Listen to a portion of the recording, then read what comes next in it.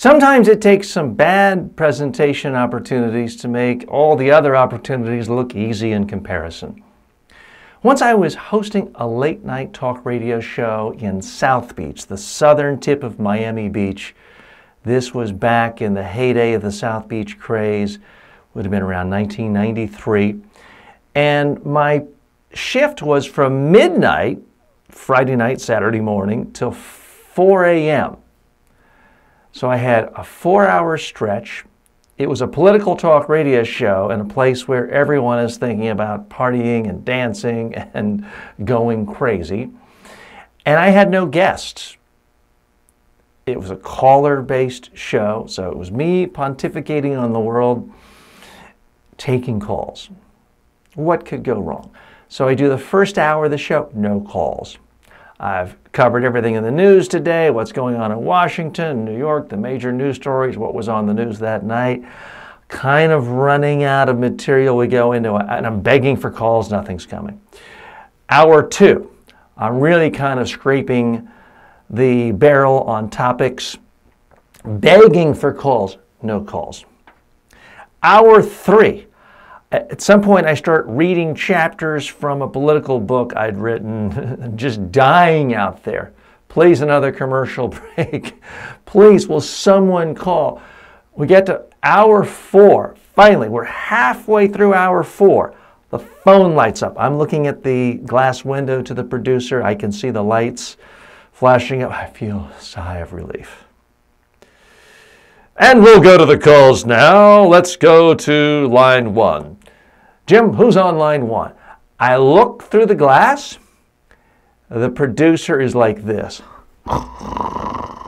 The producer has fallen asleep. Wake up, wake up, wake up, wake up. He has fallen asleep. The phone line is still flashing, flashing, flashing. Caller 1 will be with you in a moment, please. And I'm begging. The caller gave up. It wasn't until the next commercial break I was able to wake up the producer, and it was a disaster of a show. It was frankly pathetic.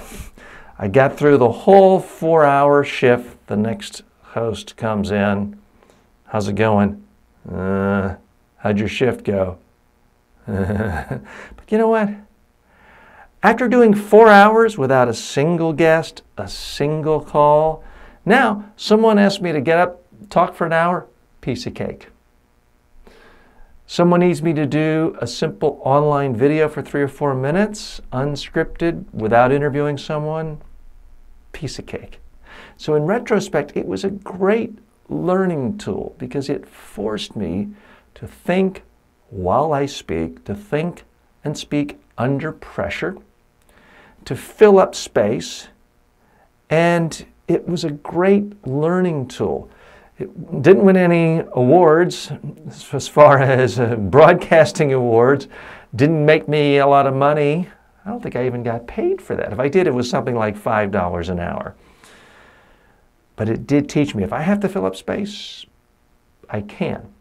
It also takes tremendous pressure off. If I'm asked to speak somewhere and I'm told it's a half an hour, and at the last minute I'm told it's an hour or it's 45 minutes,